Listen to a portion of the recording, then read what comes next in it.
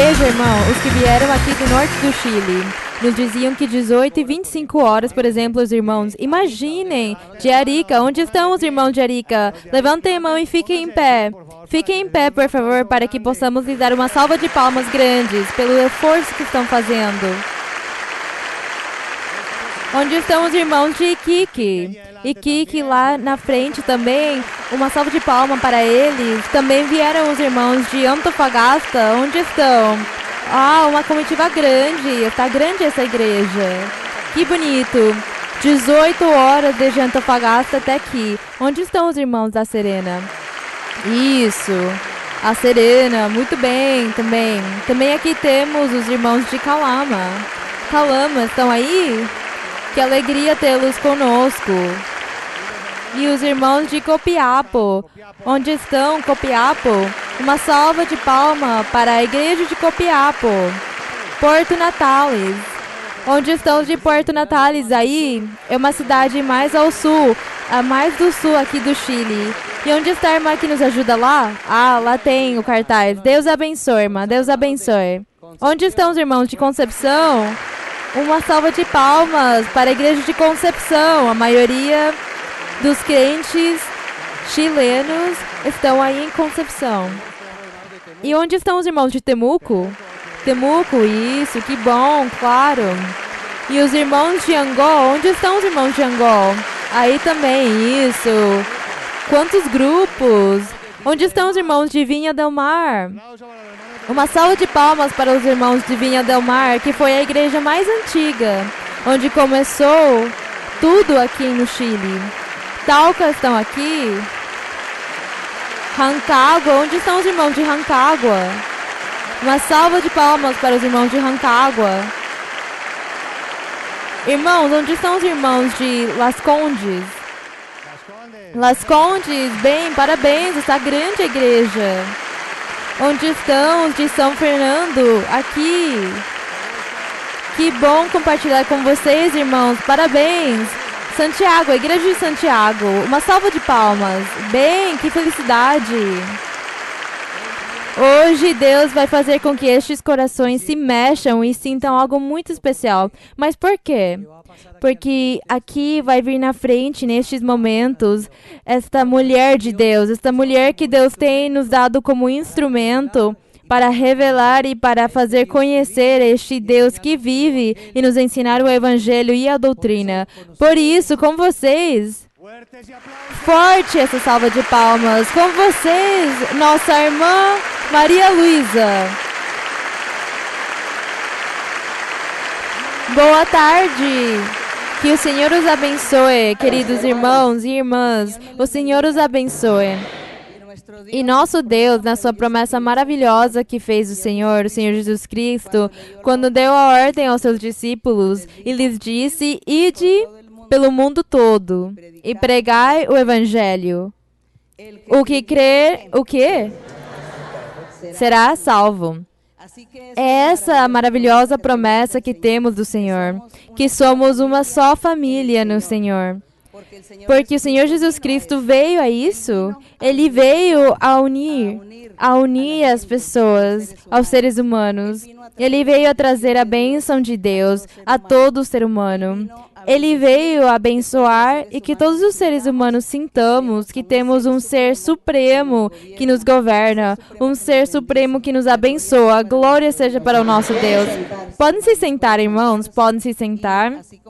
E assim como eu estava lhes dizendo, que o Senhor veio para salvar, para resgatar, para unir, para que as pessoas não vivessem separadas umas das outras, discriminando-se uns aos outros.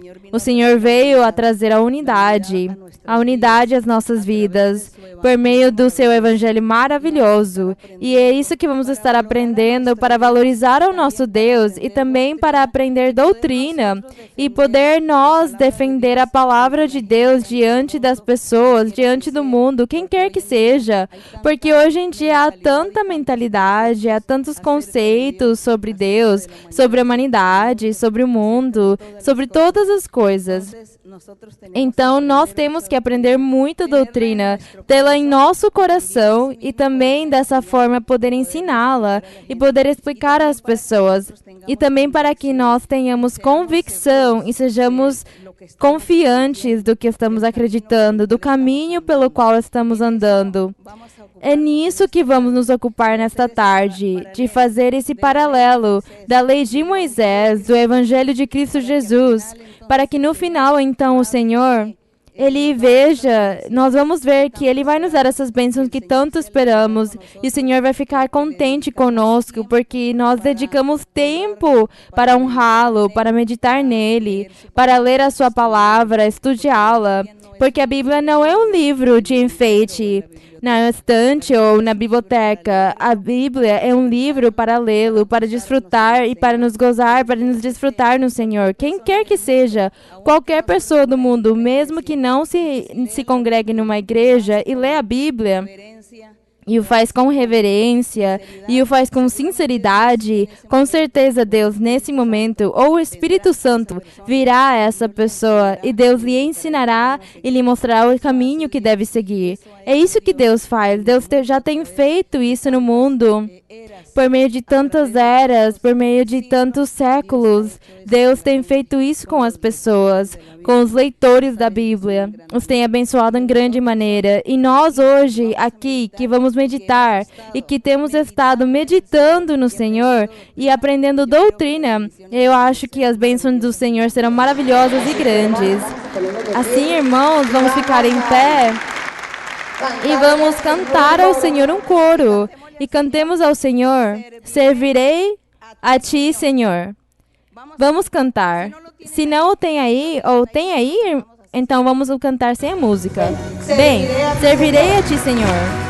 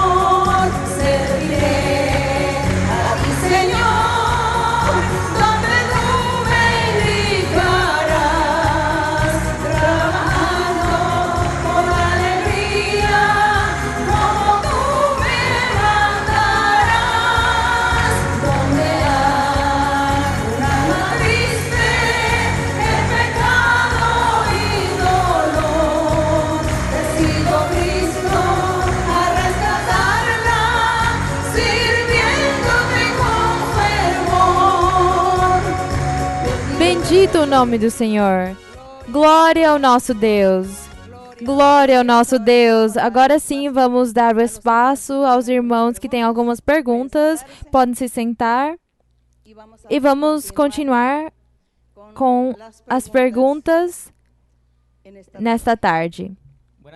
Boa tarde, irmã Maria Luísa. O Senhor abençoe.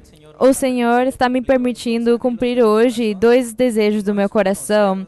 Um é conhecê-la e poder estar aqui vendo-a pessoalmente.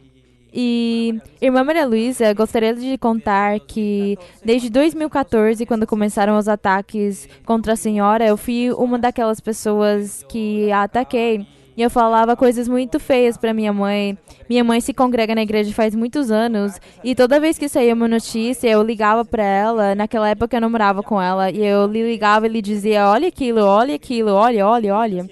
E ela sempre foi muito sábia, ela sempre ficou quieta. Mas eu sei que no meio da sua oração, ela pedia a Deus que mudasse o meu coração. Depois disso, em 2015, eu tive a oportunidade de voltar a viver com a minha mãe. E naquela época eu fui na igreja porque eu senti no coração ir na igreja com ela. E comecei a conhecer as coisas da igreja, comecei a conhecer a senhora. E nós começamos a nos apaixonar, sabendo tudo que a senhora faz por nós, por meio da fundação e tudo. Irmã Maria Luísa, o meu outro desejo era que eu queria pedir à senhora pessoalmente perdão por tudo que eu fiz e por tudo que eu disse. Muito obrigada, irmã Maria Luísa. Bem, eu penso que já Deus o perdoou. E se Deus o perdoou, eu também tenho que perdoá-lo. Não se preocupe, continue em frente. Siga em frente, que às vezes Deus permite que em nossa vida nos aconteçam tantas coisas, boas e ruins, para que por meio disso nós conheçamos ao Senhor. Por meio do bom conhecemos a Deus e por meio do que é ruim conhecemos a Deus. Agradecemos ao Senhor. O mais bonito e o mais formoso é conhecer a Deus. E a Ele o que aconteceu, o mais bonito, o mais formoso, é que Ele está aqui na igreja, que triunfou sobre o inimigo. É isso. Triunfou. O diabo estava feliz e contente com essa alma. E agora o diabo fracassou. Fracassou porque ele triunfou porque está com o Senhor. Agradecemos ao nosso Deus. Continuamos com outra pergunta. Irmã Maria Luísa, muito boa tarde, que Deus a abençoe. Irmã, que felicidade, que gozo eu sinto no meu coração ao estar diante da Senhora, a serva amada do Senhor. Irmã Maria Luísa, eu estava me preparando para este momento faz muito tempo e com o desejo no coração de lhe fazer uma pergunta. Mas eu pedi ao Senhor que Ele me revelasse um verso. Orando, pedi ao Senhor e uma noite Ele me revelou um verso do qual tem uma pergunta, irmã. Sim, irmão. Este verso, irmã, é em São João, capítulo 16, verso 23. João 16, 23, sim. João 16, 23. Especialmente, irmã, é que este verso fala o seguinte: naquele dia não me perguntareis nada. Em verdade vos digo que tudo quanto pedirdes ao Pai em meu nome, Ele vos dará. Irmã, e gostaria de complementar a minha pergunta com o livro de Tiago, capítulo 4, verso número 3.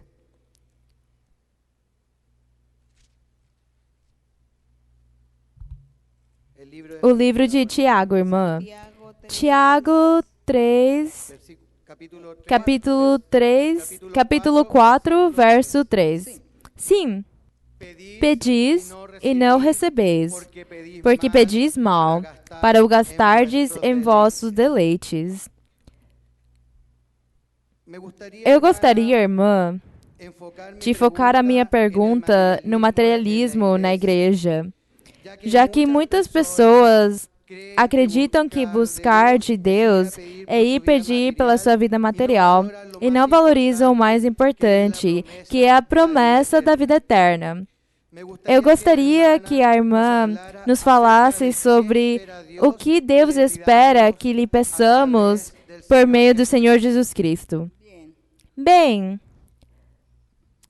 há muitas formas de pensar ao respeito do que diz o irmão que há pessoas materialistas, que há pessoas que gostam do material e pedir o material e desejam o material porque querem são as riquezas, a posição, os prazeres, a abundância, brilhar, ser mais do que os outros. Tudo isso são coisas materiais. E há muitas pessoas que sofrem desse defeito. Isso significa que são espíritos maus que a pessoa tem em seu corpo, na sua vida, e os possui. O espírito de materialismo, o espírito da ambição às coisas materiais da vida, às riquezas, ao dinheiro. São espíritos. Então, esses espíritos entram na pessoa para morar com a pessoa, seja homem ou mulher, e o incentivam em todo momento da sua vida, estão o incentivando a desejar o material, a querer ter mais e mais. E às vezes viram avarentos, que têm tudo e nunca compartilham com ninguém, senão que armazenam riquezas e guardam nos bancos para ver se o banco vai pagar os juros, para ver quantas propriedades pode comprar, bem, ou quantos carros pode comprar. São espíritos que há na pessoa de ambição, mas às vezes isso vira também como em uma cultura, porque isso acontece às vezes como com muitas pessoas, como que vira já uma cultura, faz parte de algum lugar específico no mundo. Então, às vezes, nós dizemos, em tal país as pessoas são assim, em tal país as pessoas são ateias, se diz. É porque é mais de 50%. Então diz, não, tal país se destaca porque eles são ateus. Tal país se destaca porque eles são milionários, lá eles são muito ricos. E assim como é isso, então também, naquele lugar as pessoas se destacam porque são muito materialistas. Então acontece que esse espírito ruim tem vindo e tem possuído muitas pessoas. Então todos acabam sendo materialistas. Mas não nos preocupemos por esse materialismo, que se nós viemos na igreja e somos frequentes, lemos a Bíblia, aprendemos a orar, aprendemos a pedir a Deus e lhe dizer, Senhor, me ajuda, eu quero te servir, eu quero te agradar, eu quero desfrutar das bênçãos espirituais, eu quero te sentir na minha vida. Quando você esteja pedindo isso ao Senhor, esteja desejando isso só com o fato de vir se congregar, com isso Deus já está olhando a intenção que você tem. E Deus vai tirando aos poucos esse materialismo, vai tirando essas ambições, esse desejo de ter muitas coisas materiais. Porque às vezes materialismo também é quando as pessoas vivem só para suas famílias. Vivem pensando o que as pessoas vão dizer, o que meus vizinhos vão dizer, o que a sociedade vai dizer, o que as minhas amizades vão dizer, a minha família. Não, eu não vou nessa igreja, não vou cumprir com o que Deus está me ensinando. Eu não vou tentar agradar a Deus, porque o que vão dizer a minha família, as minhas amizades, isso também se chama materialismo. Que as pessoas vivem pensando mais na sua família, nas suas amizades, no que vão dizer, do que agradar a Deus. Chamamos isso de materialismo também. Mas se nós viemos com o desejo de aprender e com o desejo de agradar a Deus, Deus vai tirando isso e você nem percebe. O dia que você menos pensa, vai perceber que tem mudado. Que já não sente essa ambição, que já não quer essas coisas, que se consegue desfrutá-las é porque elas se apresentaram, mas não porque você buscou com ansiedade, senão que já se apresentaram as coisas para que possa desfrutá-lo. Que se você come bem, e se você não come também, se vai na praia, bem, e se não vai na praia, bem. Se você vai num avião para viajar, e se não pode ir em avião a passear, bem também. Para você seja igual uma coisa que a outra. Isso significa que já você está se livrando desse espírito de materialismo, que já você não tem esses desejos de estar fazendo essas coisas que você tanto queria, que tanto desejava e que morria por fazer aquilo. Não, isso é materialismo. Mas o materialismo Deus o tira. Deus o tira porque Ele olha o seu coração. Ele vê que você está vindo na igreja, então Deus vai tirar o que não lhe convém. O Senhor nos liberta e nos transforma. É esse o trabalho do Espírito do Senhor. É esse o trabalho do Espírito de Deus. É esse o trabalho do Evangelho verdadeiro de Cristo, que é para nos libertar, para nos limpar e nos tirar da escravidão. Porque isso é uma escravidão. O materialismo também faz parte de uma escravidão em que o diabo nos tem ou nos tinha. Agora, então, Deus quer nos libertar dessas escravidões, do que seja o alcoolismo, a dependência das drogas, outros vícios, vidas, fazer coisas desonestas, ou exageradas, ou desordenadas em nossa vida. Tudo isso é materialismo. E tudo, o Senhor está aí pronto para nos ajudar a nos limpar e a nos libertar de tudo isso. É por isso que a nossa luta é que temos que estar lendo a Bíblia. É que temos que orar e buscar o Espírito Santo e os dons. E quando venha o Espírito Santo e os dons na sua vida, então você muda. De um dia para o outro, você se transforma em outra pessoa. Não se preocupem tanto, não nos preocupemos tanto por essas coisas, senão sigamos em frente e busquemos a Deus, que Ele fará tudo aquilo que é impossível para nós. Deus tem poder, e se Deus vê a sua intenção, então Deus faz e trabalha de acordo com a sua intenção. Se você quer agradar a Deus, Deus ajudará. Se você não quer agradar a Deus, então Deus o deixa aí. A sua vida é estagnada e você nunca vai mudar. Mas nós queremos amar a Deus e queremos fazer a sua vontade. Seguimos adiante. Outra pergunta? Sim? Irmã Maria Luísa, muito boa tarde. É uma alegria para mim, um privilégio estar aqui diante da senhora para lhe fazer uma pergunta, que é uma promessa do Senhor. A minha pergunta está, irmã, no livro de João, no capítulo 20. Capítulo 20 do que, irmã? Do livro de São João. Sim, irmã. João, capítulo 20. Do verso 11 ao 17. Tem um subtítulo, Jesus aparece a Maria Madalena.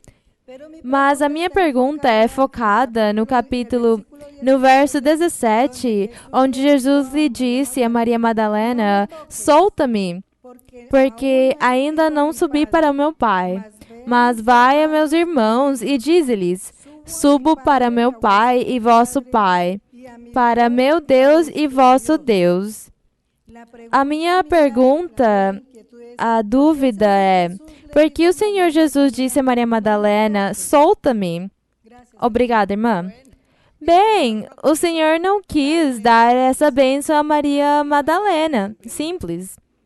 Não quis. Não sabemos por quê. Não podemos dizer, nem nos inventar nada, nem nos imaginar nada, o porquê o Senhor agiu dessa forma. Porque, segundo vemos, diz que ele esteve comendo com os seus discípulos, que eles assaram peixes e esteve lá compartilhando. Mas também na Bíblia, em lugar nenhum diz que quando ele ressuscitou, ele esteve sim com os seus discípulos e diz que também umas 500 pessoas, mais ou menos, viram o Senhor novamente, mas a Bíblia não diz que alguém tivesse encostado nele. Quando ele disse a Tomás, vem e coloca o teu dedo na minha chaga, na minha ferida, não é? Para que acredites que eu ressuscitei. Porque ele dizia que ele não conseguia acreditar, que ele acreditava que era um espírito que ele estava enxergando. E o Senhor lhe disse que fisicamente ele estava assim aí. Então vem, coloca o teu dedo na minha chaga para que vejas que sou eu quem ressuscitei, sou o verdadeiro. Então, a Bíblia não nos diz que Tomás tenha feito isso. Eu acho que ele não o fez por respeito. Com o Senhor lhe dizer, venha, encoste em mim para que veja que eu sim sou, foi como um desafio. E eu acho que Tomás não fez isso. Ninguém encostou no Senhor. E se ele disse aqui a Maria Madalena, me solta porque não tenho subido ao meu Pai, eu acredito que o Senhor Jesus não deixou que ninguém encostasse nela. Somente diz que participou na comida, mas ninguém encostou nele, porque ele também não permitiu. Então diz que ele era já um ser que estava sendo glorioso, a sua carne já tinha sido transformada num corpo glorioso. A sua carne que ele tinha tido antes foi transformada em um corpo glorioso para ele subir nas nuvens. Bem, seguimos em frente. Oi, boa tarde, irmã. O meu coração está muito alegre de conseguir falar com a senhora. É uma promessa cumprida. Faz 4 anos que eu estaria lhe fazendo uma pergunta. E ao meditar no seu trabalho tão formoso de ser serva de Deus, é que tenho uma pergunta da Bíblia. Em Lucas, capítulo 17, do verso 7 ao 10. Lucas 17, do verso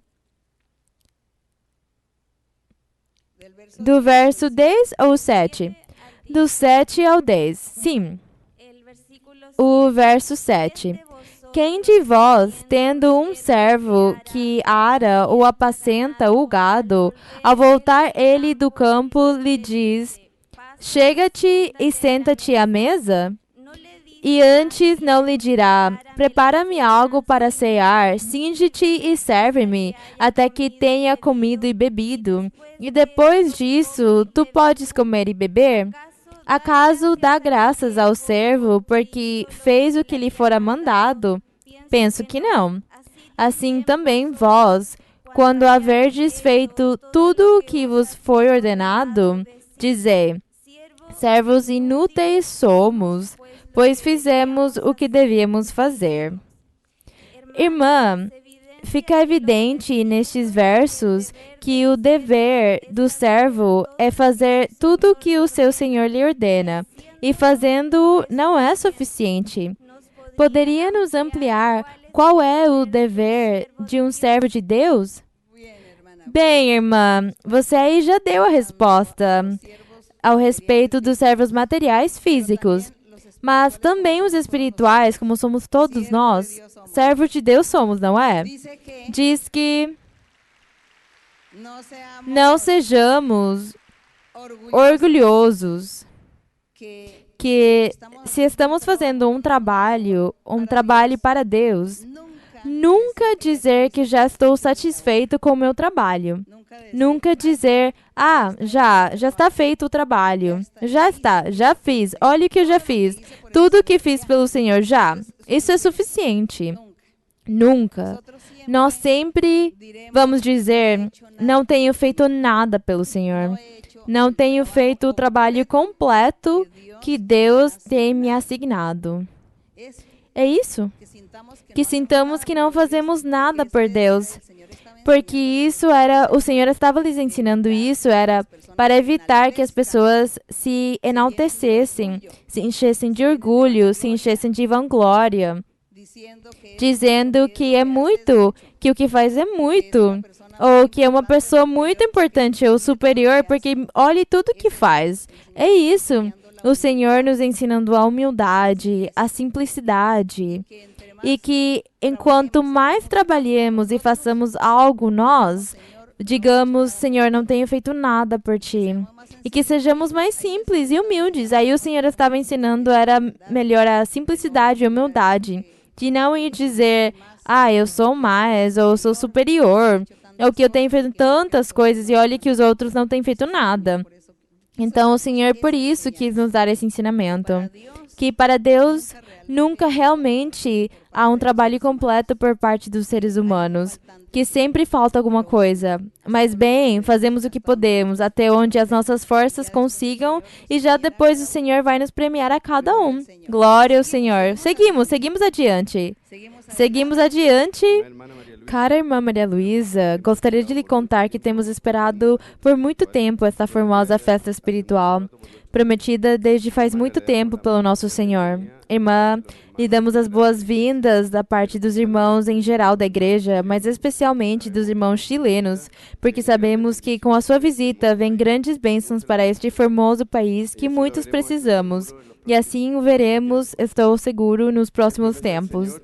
É promessa do Senhor que eu estaria lhe fazendo esta pergunta. Irmã, faz alguns anos eu vi nos estudos bíblicos que uma irmã muito preocupada e com lágrimas lhe comentava que a sua mãe tinha falecido, que era parte da igreja faz algum tempo e estava muito feliz aqui na igreja, mas nunca tinha recebido o batismo com o Espírito Santo. Então, a sua tristeza era que, segundo tinha escutado na igreja, devíamos receber o batismo para ser salvos e chegar no céu com o Senhor. Com essa situação, o meu coração ficou muito triste. E eu pensei que Deus é muito misericordioso. E preocupei-me em buscar alguma resposta. Foquei em ler e também em perguntar diretamente ao Senhor, já que eu não queria ser rebelde, nem me sair nem um centímetro da doutrina. Então, lendo, encontrei muitas partes onde o apóstolo Paulo, Pedro e o mesmo Senhor Jesus nos indicam que o Espírito Santo, quando já está em nós, muda o nosso ser e nascemos novamente. Por exemplo, 1 Coríntios 12:3 diz: ninguém pode chamar Jesus o Senhor senão pelo Espírito Santo. Em Efésios 1:13 diz: e tendo também crido nele, fostes selados com o Espírito Santo da promessa. Eu entendi que somente podemos fazer uma mudança de vida se o Espírito Santo já está em nós, porque nos guia, nos dá discernimento de pecado, chamamos ao Senhor Jesus. Em síntese, podemos mudar e cumprir tudo isso sem ter recebido ainda o batismo com o Espírito Santo. Em Hebreus 1:8, o Senhor Jesus disse: mas recebereis poder, já que quando tenha vindo sobre vós o Espírito Santo, se referindo ao batismo, e todos também sabemos de Pentecostes. Finalmente, quando somos batizados pelo Espírito Santo, apenas vemos a manifestação dos dons espirituais, como diz em 1 Coríntios 12:10, palavra de sabedoria, ciência, fé, milagres, profecia, tudo o que vivemos aqui na igreja. E que são as armas que o Senhor nos dá para a luta contra o inimigo. Mas eu nunca vi onde fale que são requisitos para a salvação. O que encontrei é que quando o Senhor Jesus diz que quem creia, o que creia e seja batizado será salvo. Mas entendo por doutrina que é o batismo em água. Para terminar a minha pergunta, eu quero lhe contar como testemunho que quando eu cheguei na igreja, eu vinha de outra denominação. E Deus já tinha começado um processo comigo. Mas quando Deus me falou aqui na igreja, Ele me selou e colocou em meu coração o temor, o respeito, mas principalmente a obediência e a fé.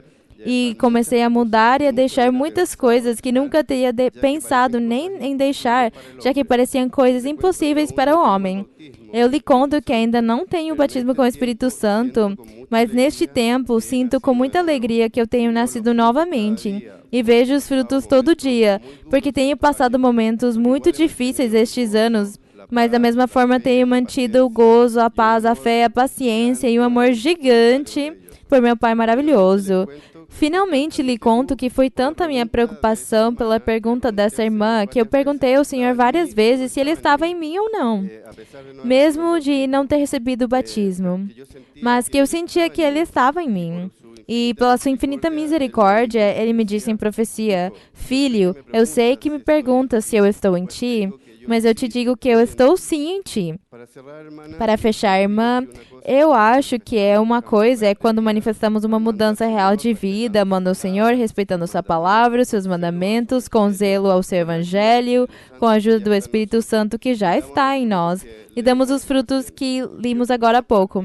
E outra coisa, e pode ser como um passo segundo, é quando somos batizados pelo Espírito Santo, e aí Deus nos dá o seu poder e nos dá as armas para lutar contra o inimigo. Obrigada pela sua resposta, e eu peço que me corrija se eu estou equivocado, mas eu pergunto porque até o dia de hoje escuto algumas pregações que insistem neste requisito do batismo com o Espírito Santo para entrar na vida eterna. Deus abençoe, obrigada por vir no Chile.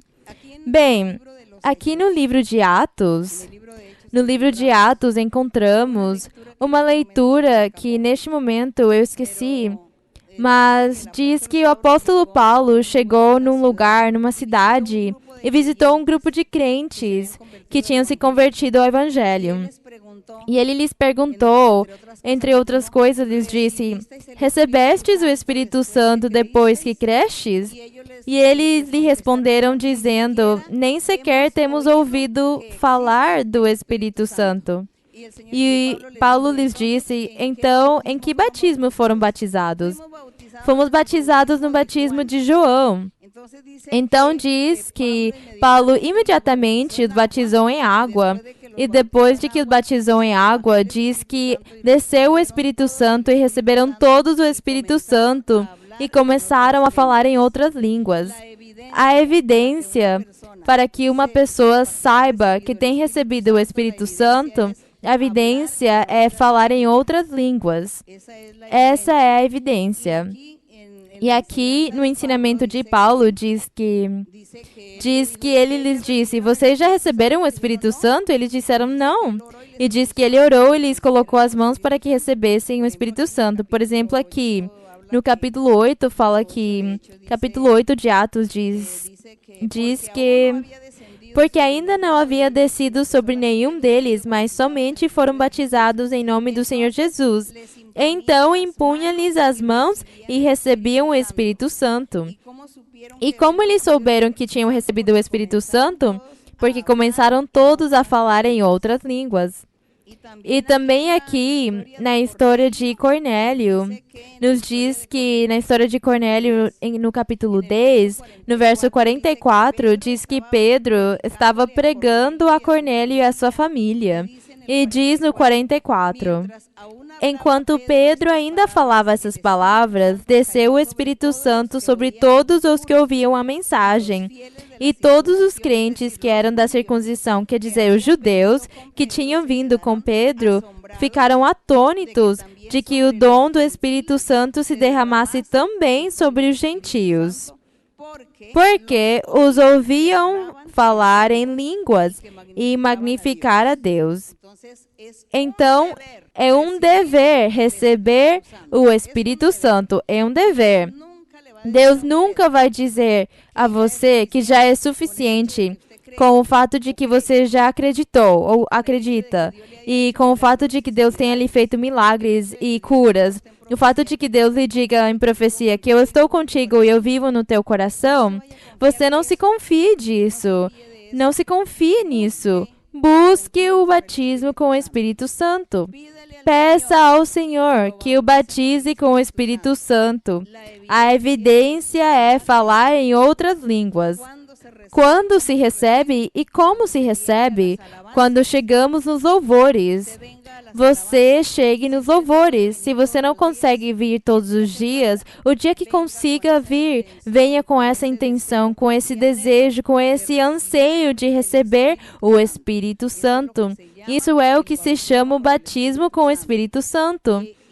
E isso é necessário. E você tem que receber o Espírito Santo. O ensinamento está aí.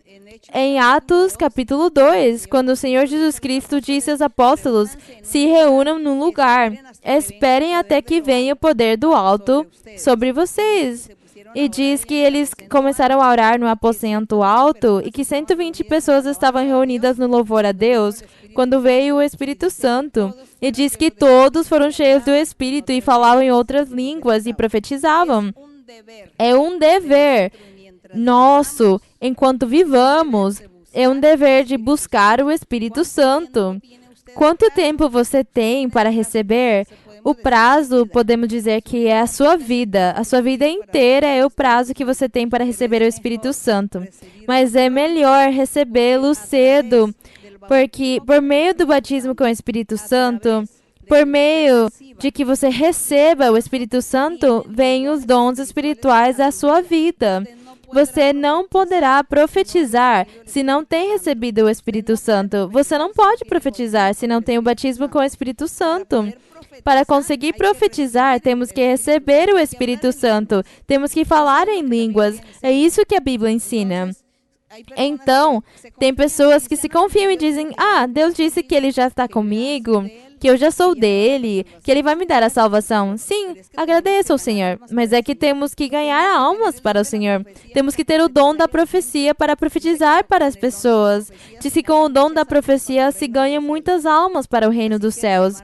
É por isso, irmãos e irmãs, que vocês não podem dormir, não durmam. Se você ama a Deus, se você realmente ama a Deus, venha quando você consiga nos louvores e se concentre.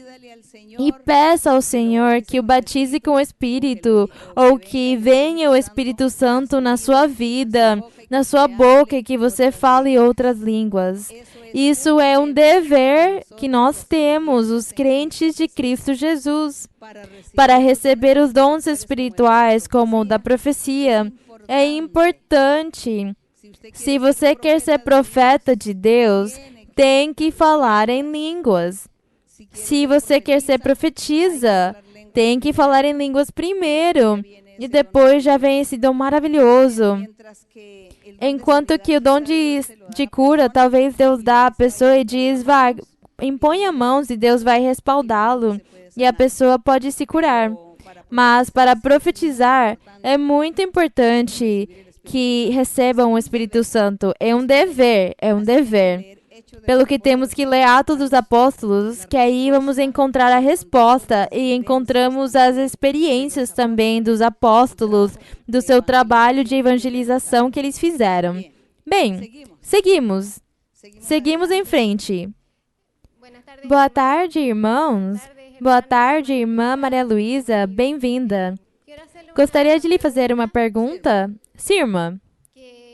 Que eu pedi ao Senhor que Ele me mostrasse. E muitas vezes eu li a morte de Lázaro e a ressurreição dele como um dos milagres mais do que o Senhor nos mostrou, dos que eram mais do que nós podemos dizer, Ele deixou vê-lo.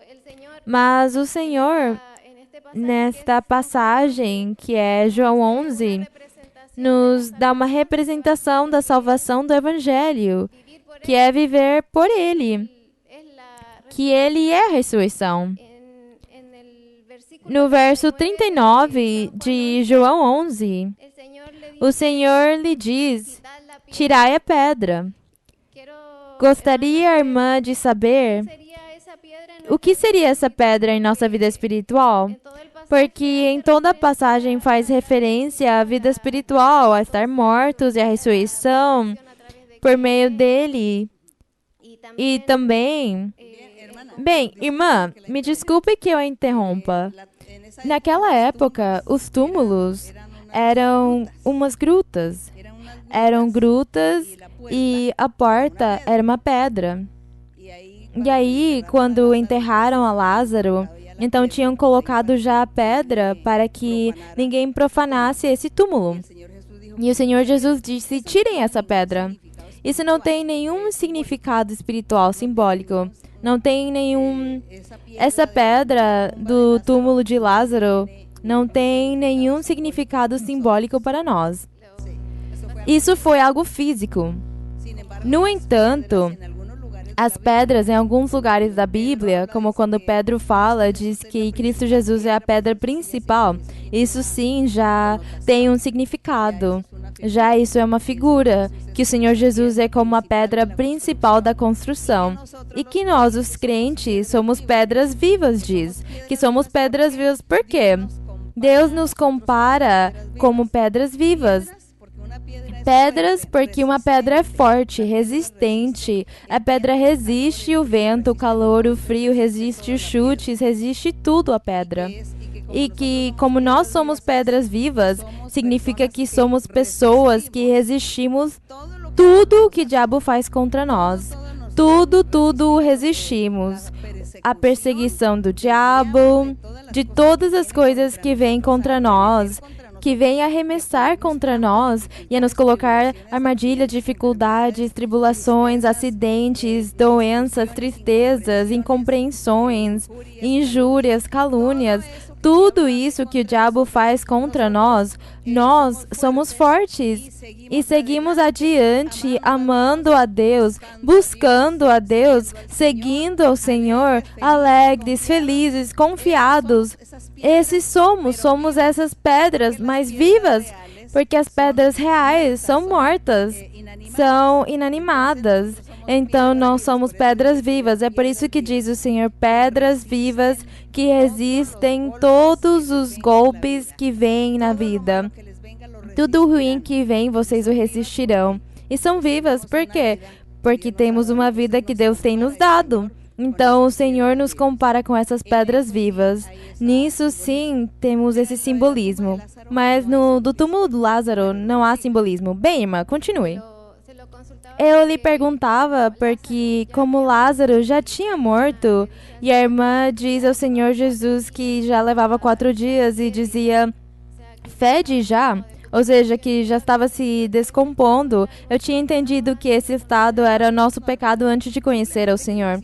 Não, irmã, não. Simplesmente que Deus fez esse milagre. O Senhor Jesus fez esse milagre de ressuscitar Lázaro para o quê? Para que os seus apóstolos se acrescentassem mais na fé, tivessem mais confiança nele, mais convicção.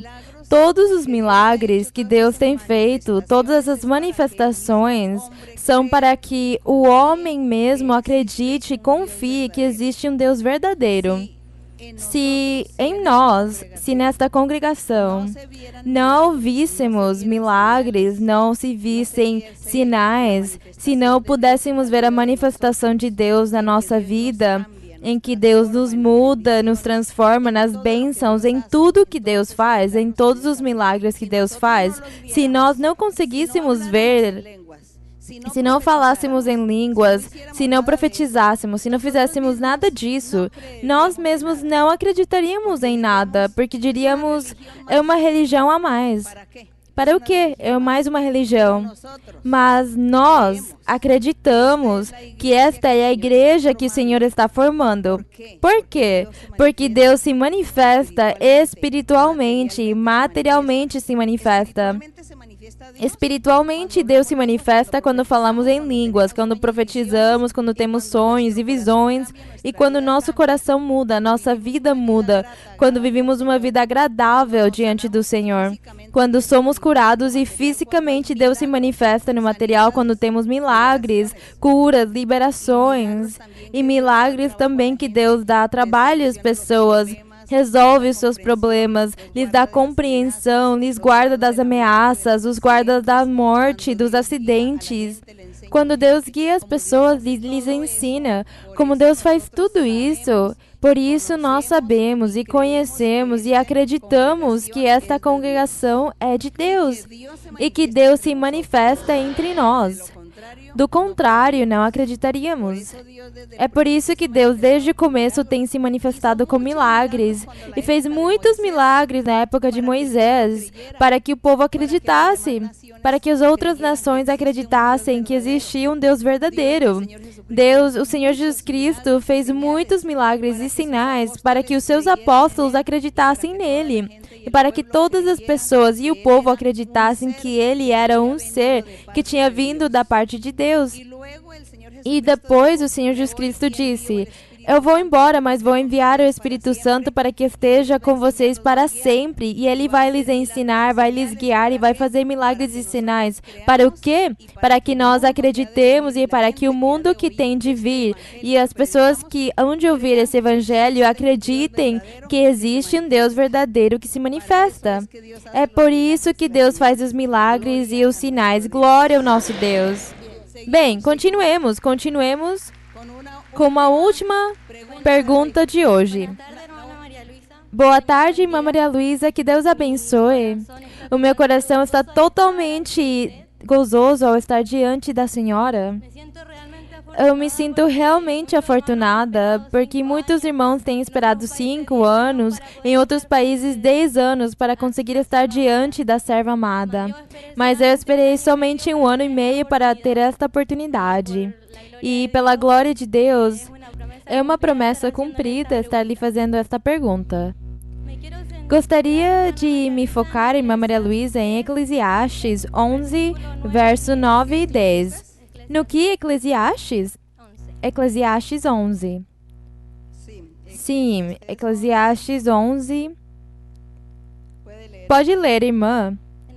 No 9 diz: alegra-te, jovem, em tua mocidade, e passa bem os dias de tua juventude, e anda nos caminhos de teu coração e na vista de teus olhos. Porém, considera que sobre todas essas coisas Deus te julgará. E no 10 diz: tira, pois, de teu coração a ira, e aparta de tua carne o sofrimento, porque a adolescência e a juventude são efêmeras.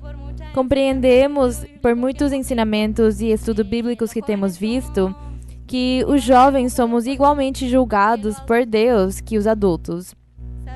Sabemos que, como jovens, somos mais propensos a cair nas armadilhas do inimigo, sendo ele quem nos ataca bem no momento, nos fazendo perder muitas bênçãos. Entre os principais problemas dos jovens na juventude e na sociedade que vemos fora da igreja, temos o consumo de álcool em meninos menores de 14 anos. E aos 20 anos, o começo de drogas, que comumente no Chile é a maconha. A dismorfia com os corpos caindo em anorexia e a bulimia, especialmente as mulheres. O problema com o uso da internet, onde muitos jovens estão virando viciados, ocupando muitas horas em redes sociais ou jogos cibernéticos. Também é atacado muito com a depressão e os transtornos emocionais, sendo uma das principais causas de morte de muitos jovens. Irmã Maria Luísa gostaria muito que pudesse nos orientar aos jovens da igreja de como levar uma vida santa e perfeita diante de Deus, já que, como vemos no dia a dia, estamos rodeados de um mundo de pecado. E gostaria de saber alguns conselhos para a juventude, irmã. Muito obrigada. Bem, que maior conselho que o que está aqui em Eclesiastes 11, quando diz que, e eu volto a ler o que a irmã leu, que diz: alegra-te, jovem, em tua mocidade, e passa bem os dias de tua juventude. E anda nos caminhos de teu coração e na vista de teus olhos, porque o jovem começa a olhar o mundo e a explorá-lo, não é? Mas diz: sabes uma coisa? Que sobre todas as tuas ações, boas ou ruins, Deus te julgará. É assim que tira de teu coração isso. Aparta de tua carne o sofrimento. Aqui quando diz aparta da tua carne o sofrimento, é tudo. Vícios, tudo que os adultos também fazem, é o que os jovens fazem. Os adolescentes, os pré-adolescentes. Vemos hoje que praticam os mesmos pecados, as mesmas coisas ruins. As faz o pré-adolescente, o adolescente e o adulto. E as pessoas pensam que, porque são adolescentes ou pré-adolescentes, não têm responsabilidade alguma pelos seus atos. E as têm sim. Se vemos as leis humanas, vemos que em muitos países há cárcere também para os adultos e para os pré-adolescentes que tenham feito uma coisa ruim. E se isto fazem as leis dos seres humanos que consideram que o pré-adolescente que já tenha feito uma coisa ruim ou que tenha cometido um delito, um crime, e é julgado igual que um adulto, se isso dizem os humanos, como será o pensamento de Deus? O que o Senhor pensará? Que dirá o Senhor? Ele diz aqui: te julgará Deus da mesma forma. Diz que seja muito prudente e muito sábio esse adolescente no que faz em sua vida. Que ele também já tenha a capacidade de pensar e de entender os mandamentos de Deus, dos mandamentos, dos valores, nos deveres como ser humano. Já ele tem a capacidade de entender, de pensar, de distinguir uma coisa da outra, diferenciar, de tomar uma decisão na sua vida. Tem a capacidade de pensar e de entender que se é punido, se as leis humanas o punem, e que ele vai sofrer muito. Então, como ele já tem todas essas capacidades, vemos como Deus os trata igualmente, como se fossem adultos. É por isso que os nossos ensinamentos na igreja são para todos. Os ensinamentos e a doutrina que Deus está nos dando, estamos a dando para todos, até para as crianças. Vocês mesmos verão como as suas crianças aprenderão a doutrina no meio das suas brincadeiras. E eles parecem estar distraídos, mas estão colocando muita atenção à doutrina e eles aprendem muito. E se isso fazem os meninos pequenos, como serão os pré-adolescentes e os adolescentes? Eles também vão entender e da mesma forma eles também têm que se cuidar. Para isso temos a doutrina. Nós na igreja não estamos fazendo programas especiais para as pessoas por idades. Nós não fazemos o culto dos mais velhos, o culto dos idosos, o culto das mulheres ou dos homens, ou a reunião dos jovens, a reunião das crianças. Nós não fazemos essa separação do culto, senão que ensinamos a doutrina para todos, porque desde o mais pequeno até o maior, o mais velho, entenderão a doutrina, e vocês são testemunhas, os que têm as suas crianças, que as crianças aprendem muito a doutrina e até ensinam aos adultos a cumprir a palavra de Deus. Eu tenho visto muitas meninas de 3, 5 anos de idade, quando vai na sua igreja com a sua mãe somente. E um dia chegou o pai também a lhes acompanhar na igreja. E o pai ia de chinelos e com bermuda, não é? E o pai foi assim para a igreja e a menina lhe disse: você tem que ir bem vestido na igreja. Na igreja não vamos com essas bermudas. E o forçou a que tinha que usar uma calça longa, camisa e gravata. O forçou. Então uma menina de 5 anos, entendendo as coisas de Deus, quem ensinou para essa menina? Foram todos os ensinamentos, todos os exemplos que ela viu na igreja, ela aprendeu e ensinam aos adultos. E as meninas e os meninos ensinam aos seus pais quando estão em casa, bravos, brigando. E a criança diz: e é isso que você aprende? Deus não gosta que você comece a brigar e a dizer essas coisas com a mãe. Isso tem me contado os pais, a forma como os meninos os corrigem. Que bonito, que formoso é. É por isso que o Senhor Jesus Cristo dizia: deixem que as crianças venham a mim, porque é deles o reino. Quer dizer, que os adultos têm que ter o coração de criança para chegar o quê? Ao reino dos céus. Porque é que um coração de criança, diz o Senhor que é isso que nós temos que ter. E o que é um coração de uma criança? O coração de uma criança é que a criança é inocente, ele não é ambicioso, invejoso, vingativo, rancoroso. A criança se humilha, ele não tem orgulho nem vanglória. Vocês veem que as crianças são assim. E diz o Senhor que nós, os adultos, temos que ter coração de criança. Então, de onde aprendem? Todos aprendem a doutrina. O ensinamento e a doutrina que damos aqui é para todas as idades. E todos aprendemos, porque Deus nos ensina a todos. E Ele não faz diferença das idades, nem das pessoas, nem de sexo. Ele não distingue. Mas o mundo, as denominações, as igrejas que dizem ser cristãs, que dizem ler a Bíblia, para distrair as pessoas, para tê-los distraídos e que não vão ficar entediados nem cansar, que eles não fiquem entediados, que preguiça de ir na igreja. Então ficam criando programas para cada idade.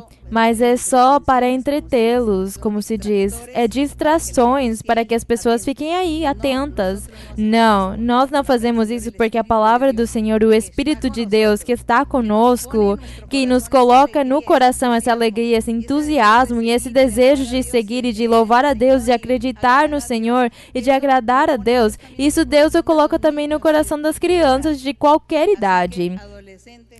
É por isso que, adolescentes, vocês têm a mesma responsabilidade que o adulto. Vocês aprendem igual que a criança de 5 anos, igual. Para todos é a doutrina do Senhor, e Deus é para todos. E Deus no coração de todos nós, do mais pequeno ao mais velho, o adulto. É isso. Então, é melhor orar. E é melhor, como diz a irmã, que ela é como um adolescente, não é? Então, orar ao Senhor, pedir ao Senhor e pedir a Deus. Os jovens e as jovens, eu não sei se aqui no Chile dirão jovens e jovens às mulheres e aos homens. Como chamam as pessoas de 15 a 20 anos? Como é? Que as jovens lhe dizem lolas e aos jovens lolos? Bem, as lolas e os lolos que estão na igreja aqui no Chile,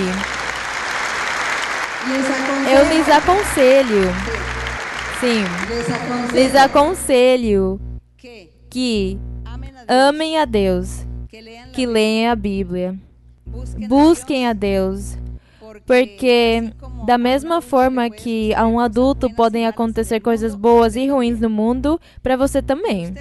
E você não é exceção. Deus não está dizendo, pela idade, como tem apenas 18 anos, eu vou lhe perdoar a falha. Não. Deus vai tratá-lo da mesma forma. Simplesmente é amar a Deus. E se você quer desfrutar de aí, há muitas coisas que explorar no mundo. Há muitas coisas que o jovem precisa explorar, mas o faça com prudência, com sabedoria, com decoro, com moderação. Não se exceda. E ore a Deus se há alguma coisa na qual você tem dúvida se é bom ou ruim, peça a Deus. Senhor, eu gostaria de fazer isso. Me dizem que existe tal coisa, que se faz assim, que as coisas são dessa forma. Não sei, não conheço. Senhor, será que isso é ruim se eu faço isso? Então, com certeza que se você ama a Deus, Deus vai lhe responder e vai lhe ensinar, e vai lhe guiar e vai lhe orientar. Então, não nos deixemos, nem na juventude, nem em idade nenhuma, não nos soltemos da mão de Deus. Sempre fiquemos grudados do Senhor em todo momento da nossa vida. Bem, irmãos, eu já tinha dito que era a última pergunta, o tempo foi embora. Um irmão, eu vou dar a oportunidade a um irmão já da última pergunta de hoje. Sim, irmão. Boa tarde, irmã Maria Luísa, que o Senhor abençoe grandemente. É de grande gozo e de enorme felicidade recebê-la nesta festa espiritual. Que a senhora tenha uma cordial boa-vinda ao meu país no Chile e um abraço gigante da parte da igreja de Rancagua, que a cumprimenta com grande gozo e felicidade. E esperamos a sua visita em breve, sempre com os braços estendidos. Irmã, a minha pergunta está em Filipenses capítulo 4. Sim, irmão. Filipenses 4, 11. Sim, pode ler Filipenses 4:11. Sim. Não digo isso por ter escassez, pois aprendi a me contentar com qualquer que seja a minha situação. Sei viver em escassez e sei viver em abundância. Em tudo e por tudo aprendi o segredo, tanto a estar saciado como a ter fome, tanto a ter abundância como a padecer de necessidade. Tudo posso em Cristo que me fortalece. Irmã, referente a esta passagem bíblica, minha pergunta é sobre o contentamento. Temos visto na igreja como irmãos estão desconformes com o que têm, sempre colocando um e perguntando por quê. Quer dizer, eles não têm contentamento com o que Deus nos dá. Sobretudo no trabalho, temos escutado muitas vezes irmãos que não estão contentes com a sua situação de trabalho e sempre perguntam o porquê. Irmã, se a senhora pudesse nos aprofundar e guiar ao respeito do contentamento que devemos aplicar como doutrina na Igreja do Senhor, Deus abençoe grandemente, irmã. Bem, irmão, então para as pessoas dentro da igreja que não estão satisfeitas, que não estão conformes com o que têm, com o seu trabalho, com o que recebem, significa, isso tem um nome. Vocês têm um espírito de inconformidade. Um espírito de inconformidade. Que não está conforme com nada. E isso não lhe dá paz. O que tem esse espírito de inconformidade não tem paz. Em lugar nenhum vai ter paz. Se é no trabalho, não gosta nada do trabalho. O que ganha ou o que tem não é bom. Se está no lar é a mesma coisa, a casa, a moradia. Esse espírito de inconformidade, temos que tirá-lo de nós. Orar e pedir a Deus que nos liberte. E ter paciência, assim como aqui os apóstolos ensinavam. Paciência e ser conformes e muito felizes e muito contentes com o que temos. O filho verdadeiro de Deus, ou a verdadeira filha de Deus, nunca vai lhe faltar o sustento. Deus sempre vai prover, fornecer tudo o necessário aos seus filhos. E Deus, com certeza, alguns de seus filhos vai lhe dar mais que aos outros. Isso é respeitável. Mas Deus nunca vai desamparar os seus filhos. É essa a promessa num salmo. Quando diz, o salmista diz, em toda a minha vida nunca tenho visto nenhum justo desamparado, nem a sua semente, nem os seus filhos que mendiguem pão. Porque os justos são os filhos de Deus. O justo é o que faz o bom, o reto diante de Deus. Eles são os justos e nunca vão viver desamparados. Deus sempre vai lhes prover o necessário. E temos que nos acostumar que Deus nos dá a alguns mais que aos outros. E que sejamos conformes e respeitemos essa vontade de Deus. E que se Deus dá mais a uns que aos outros, então com certeza está nos provando, mas vamos continuar amando ao Senhor. E não vamos nós a ser ambiciosos, senão que no caminho do Senhor vamos esperar a vontade de Deus sobre nós. E busquemos ao Senhor. E Ele não vai nos desamparar. Busquemos o espiritual, que é o tesouro mais importante. Lembremos quando o Senhor Jesus Cristo ensinava que para o que uma pessoa ia se preocupar e sofrer e ficar com afã tanto na vida por fazer riquezas, que para o que ficava com afã pelas riquezas, se por ter tantas riquezas e tanta abundância. E o Senhor dizia, morre e não vai levar nada, morre e tudo fica. E quem vai o desfrutar? Pessoas que nunca mereceram.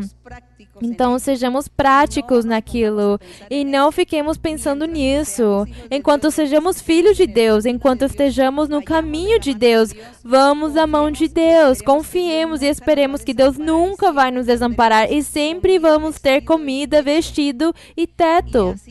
E assim serão os nossos filhos, a nossa descendência, porque é esse o exemplo que vamos lhes deixar. Que busquem a Deus para que Deus faça o mesmo com eles como fez conosco. É isso. Irmã, boa tarde, Deus abençoe. Eu gostaria de lhe perguntar, irmã, sobre a depressão. Lamentavelmente, aqui no Chile, vemos muito esse flagelo das pessoas que vivem com depressão. Alguns até o descrevem como crise de pânico, e é um flagelo que afeta até as crianças, desde a juventude. Até para a sociedade, este tema é normal. Aqui, dentro da igreja, eu penso que aqui na igreja no Chile, terão vindo muitas pessoas com depressão e já Deus as tem libertado. E os que hão de vir, Deus os libertará também. Saibam que a depressão é um espírito mau também. A depressão é um espírito mau que entra na pessoa. Porque se diz que o irmão está dizendo que lá fora, que quase como que aqui no país é algo comum a depressão. Por que é isso? Por causa dos alucinógenos. As drogas são espíritos maus que estão vivendo em uma planta. Então, esses espíritos maus vieram a morar na planta chamada coca. É coca ou cocaína? Coca, porque a planta é coca. E o que processam é a cocaína, eu acredito. Ou há outros. A maconha, a amapola. E há muitas plantas, irmãos, saibam disso, que há muitas plantas que se chamam alucinógenos. Mas esses são espíritos que vêm e moram nessa planta. Deus os fez. Seguramente Deus os fez para provar ao homem, à humanidade, para ver como o homem fazia uso dessa planta de uma forma desordenada, exagerada, que fizesse dano. Mas também Deus colocou muitos... Esta planta tem o seu espírito, tem a sua vida, da flor, tem cheiro. Então, esses espíritos que moram nessas plantas, a sua função é dopar e fazer as pessoas alucinar, que elas vejam coisas estranhas. Então, a depressão vem daí, porque as pessoas consomem estes alucinógenos e esses são espíritos maus. E esse espírito mau que sai da plantinha e entra na pessoa, o seu cérebro, Então as pessoas depois começam a sentir essa depressão, essa tristeza, essa amargura, o desejo de tirar a própria vida, não encontram sentido na sua vida, não sentem alegria, não sentem felicidade, não sentem paz, porque é um espírito mau que tem entrado nessa pessoa. Então é por causa disso, pelo consumo de ervas e plantas, o consumo exagerado. Então, faz com que as pessoas vivam essa vida, tenham essa situação.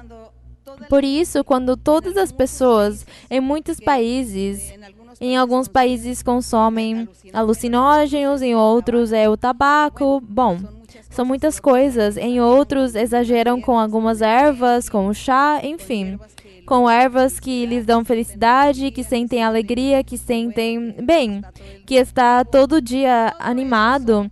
Tudo isso são espíritos. E as pessoas, quando fazem isso, quando consomem isto de uma forma exagerada, já excessiva, então isso vira já um vício.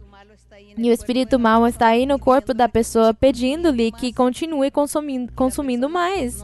E a pessoa não sente felicidade, e a depressão é esse espírito.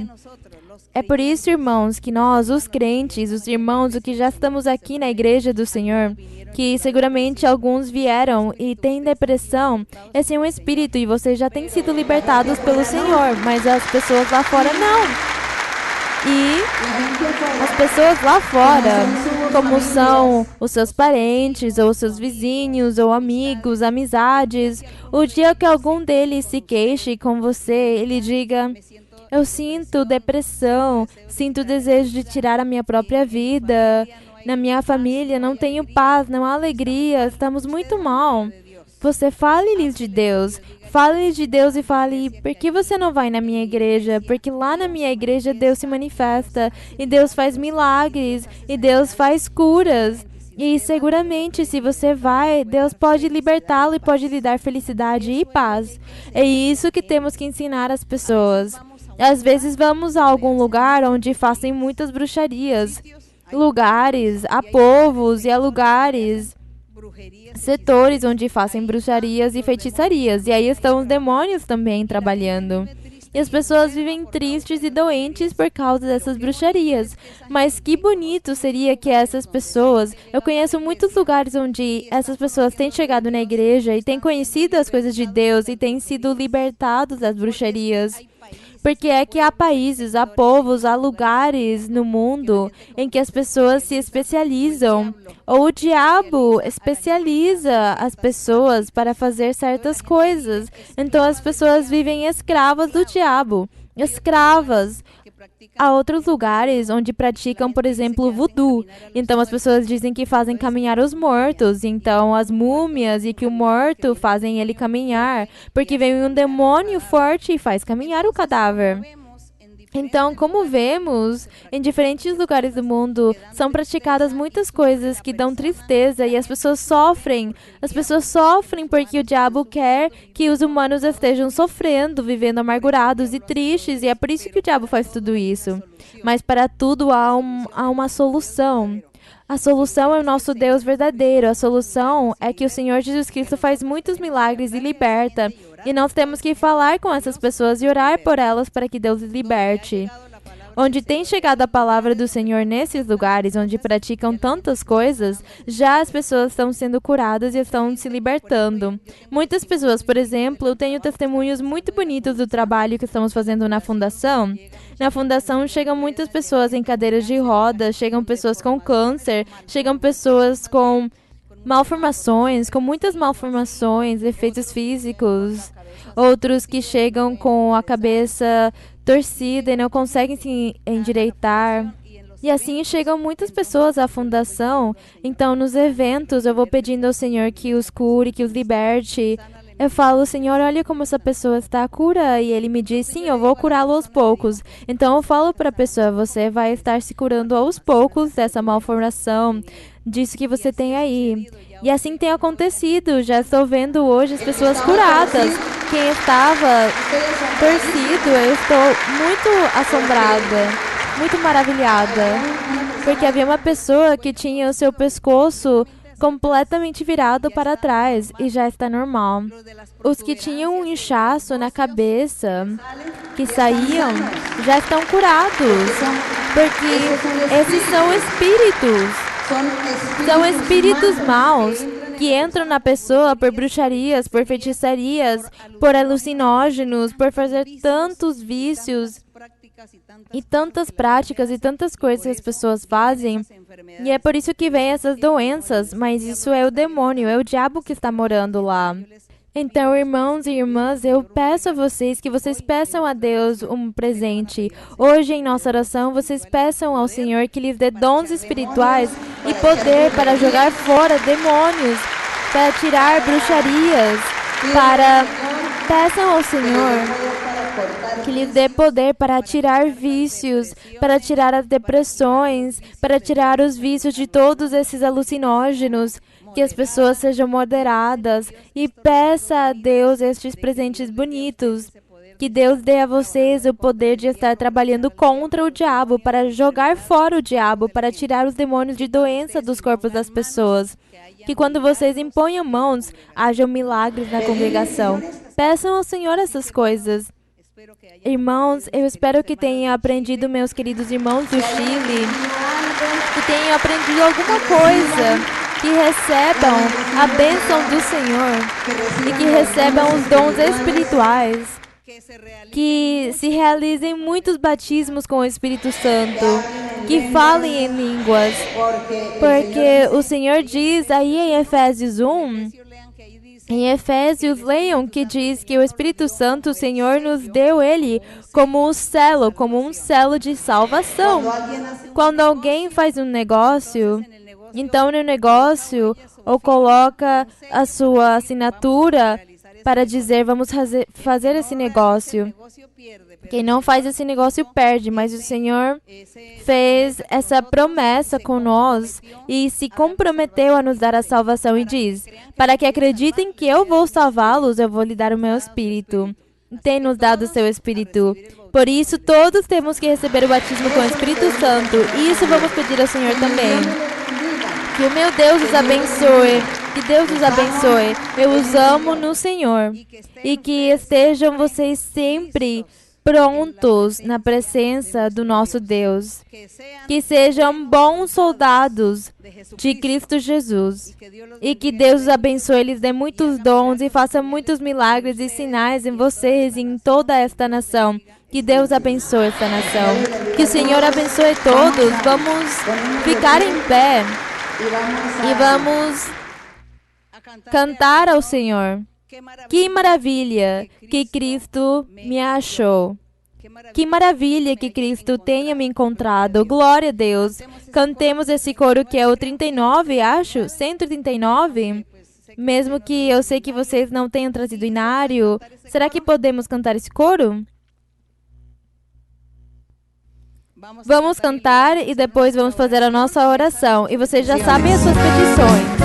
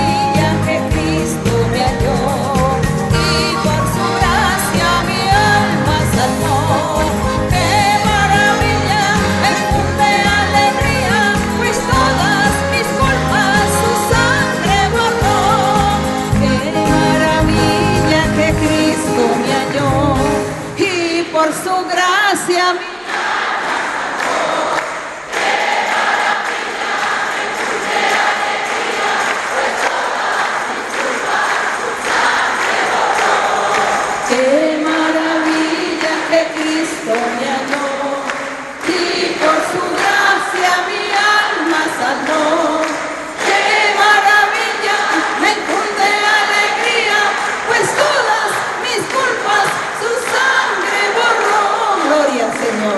poderoso, Señor.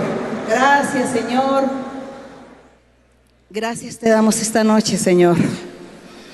Gracias te damos por tu amor, por tu misericordia, por estar con nosotros, por escucharnos, por ayudarnos, Señor, con la meditación de tu palabra. Y gracias, Señor, también por preparar los corazones para la enseñanza y el aprendizaje de tu palabra, de tus caminos. Gracias, Señor, por todos los milagros que has realizado, por todas las bendiciones que has dado hoy a todas las personas, a todos los que estamos reunidos y aún a todos aquellos que nos ven en el video, Señor. También a ellos, Señor, para ellos también hay bendición de tu mano, de tu parte. Y te digo, mi Señor, que nosotros estamos aquí luchando y siguiendo hacia adelante con este camino que tú nos has trazado. Haciendo, Señor, tratando de hacer todas tus enseñanzas, tratando de ir sobre las orientaciones. Porque lhes digo, filhos meus, que há muita bênção para todos vós, que eu vou lhes dar alegria e gozo em cada coração. A cada um eu estarei lhes dando uma bênção especial. E todos aqueles que me buscam, que se esforçam, eu vou lhes dar o que há em seu coração, o desejo de seu coração. E vem muitas mudanças e muitos triunfos, e eu vou tirar a tristeza e o lamento de alguns. Vou tirar a dúvida de alguns. O medo e o temor que alguns têm de seguir o meu caminho. Tudo isso eu estarei tirando, eu estarei limpando vossos corações e vossas almas, e eu estarei lhes dando muitos triunfos e vitórias espirituais e materiais também. Eu estarei cumprindo muitos desejos e anseios do coração. Estarei dando bênçãos materiais também, mas em breve estarei revelando muitos segredos e muitas coisas escondidas a muitos no privado. A cada um no privado estarei lhe revelando um segredo, um mistério. E estarei lhe dando uma bênção. E estarei lhe mostrando os meus caminhos. Estarei lhe ensinando que devem continuar por este caminho reto. Que não sofram, não se amargurem, não se encham de tristeza pelas suas famílias ou pela sua vida futura, ou o que vão deixar para os seus filhos. Porque todas estas coisas eu estarei lhes ensinando. Eu vou lhes guiar e orientar, e vou lhes falar, e vou lhes ensinar muitas coisas. Vou estar lhes guardando e protegendo do mal, dos perigos.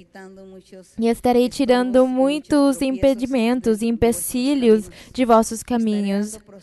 Estarei dando prosperidade e ânimo a todos. Muita saúde vem para muitos. Estarei tirando muitas doenças, muitas armadilhas do inimigo, muitas bruxarias e feitiços estarão sendo tirados. E estarei libertando a muitos. E estarei acordando o desejo em vossos corações de seguir o meu caminho e de fazer a minha vontade. Tirarei todo vício e toda trampa, toda armadilha maligna de vós, e estarei os dirigindo e ensinando, estarei lhes dando alegria e gozo em vossos corações. Bênçãos espirituais em abundância vêm, como também as bênçãos materiais vocês as verão em breve. Estarei me manifestando em todos aqueles que escutem a minha palavra. Aqueles que seguem a minha palavra, os abençoarei em grande maneira, e para todos serão as bênçãos. Por isso, continuem firmes, sigam em frente, lendo a Bíblia e buscando meu rosto com todo o vosso coração e com toda a vossa alma, e não se angustiem, porque eu estarei lhes dando alegria, e unirei o meu povo, e serão o meu povo, porque eu os estarei unindo aos meus. Por isso, não sofram, porque em breve eu estarei tirando muito sofrimento, estarei tirando todas as tristezas e as amarguras que alguns possuem. Bênção darei, e muito otimismo, e muito gozo, e vontade de seguir em frente. Meu Espírito estará sobre cada um, porque eu vou lhes dar bênçãos espirituais, e vou me manifestar com os dons espirituais. E muitas obras e muitos lugares estarão sendo abertos, muitas igrejas e muitas congregações estarão se abrindo, porque eu vou permitir que recebam o espiritual, que recebam poder do alto, e que tenham conhecimento da minha verdade, dos meus caminhos, da minha palavra, que conheçam a minha doutrina, porque muitos estarão viajando a muitos lugares a pregar e a ensinar, e em muitos lugares neste país também estarão se abrindo muitas igrejas em muitos povos e cidades. Estarei me manifestando e as pessoas saberão e conhecerão que há um lugar onde eu me manifesto, porque eu vou lhes abençoar, e toda pessoa que venha por primeira vez eu vou abençoá-la e lhe farei manifesto o meu poder e a minha existência. Então não tenham temor, sigam em frente, sejam valentes, fortes, corajosos, e vosso coração disposto para as minhas coisas. Continuem em frente, porque há muitas bênçãos em vosso ao redor, mudanças e triunfos e muitas bênçãos e vitórias há para todos. Confiem. Ao respeito de dinheiro, eu vou tirar as ambições, mas também vou dar dinheiro a muitos. Muitos que estão precisando na sua parte econômica, vou lhes dar uma bênção de dinheiro, e o saberão, e o receberão, e o testificarão. Assim que sigam em frente, não se preocupem, busquem o perfeito, busquem a vida eterna, orem com fé. Gracias, Padre Santo, gracias, Señor. Gracias, mi Padre, en el nombre de Jesucristo, tu Hijo amado. Gracias, Señor, por tus promesas gloriosas. Gracias, Señor, por las promesas, por tu santa palabra, y por las promesas, y por el poder, y por la misericordia, y por todo, Señor, lo que tú tienes para tus hijos, para todos, mi Señor. Gracias, eterno Dios. Enséñanos, ayúdanos a seguir, y muéstranos, Señor, tus caminos cada día que pasa. Muéstranos tus caminos, enséñanos tu palabra, guíanos y enséñanos para hacer las cosas bien, para no ofenderte, para no pecar. Ayúdanos, glorificado sea tu nombre, bendito y alabado tu nombre para siempre, aleluya. Gloria a mi Dios, mi Rey, aleluya. ¿Para qué pecar si soy salvo, si ya tengo tanta luz? ¿Para qué pecar si la vida Dios me ha dado en Jesús? ¿Para qué pecar si el infierno solo espera al pecador? ¿Para qué pecar? ¿Para qué pecar? ¿Para qué pecar contra Dios? ¿Para qué pecar? ¿Para qué pecar? ¿Para qué pecar contra Dios?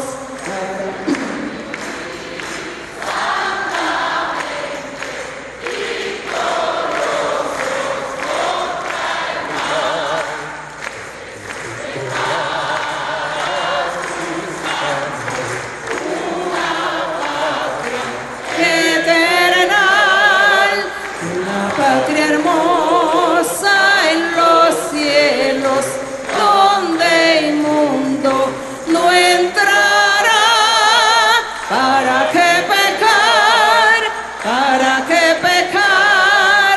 ¿Para qué pecar contra Dios? ¿Para qué pecar? ¿Para qué pecar? ¿Para qué pecar contra Deus? Sim, meu Senhor, aleluia. Glória ao teu nome para sempre. Agradecemos ao Senhor. Por favor, mi mano, Señor, contigo quiero ir.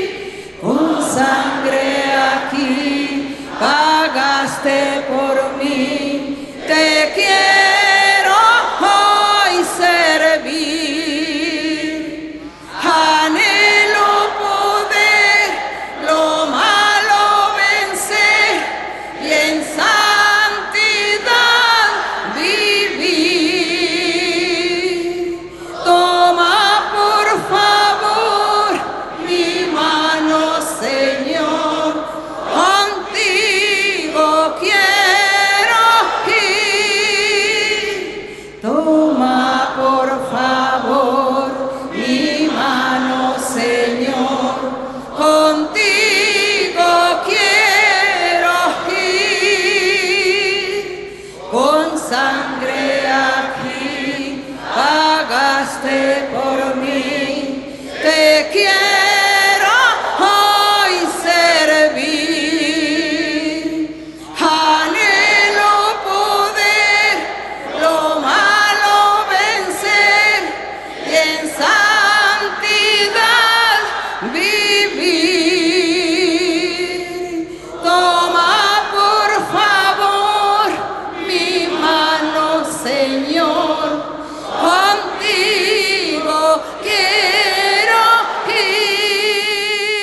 Glória ao meu Senhor. Agradecemos ao nosso Deus poderoso. Poderoso é o Senhor. Bendito o nome do nosso Deus para sempre. Amemos ao Senhor. Amemos ao nosso Deus com todo o nosso coração. Muito obrigada, irmãos, e Deus os abençoe. Deus os abençoe e até mais. Até mais, meus queridos irmãos. Muito obrigada. Obrigada. Que o Senhor esteja aqui com vocês sempre.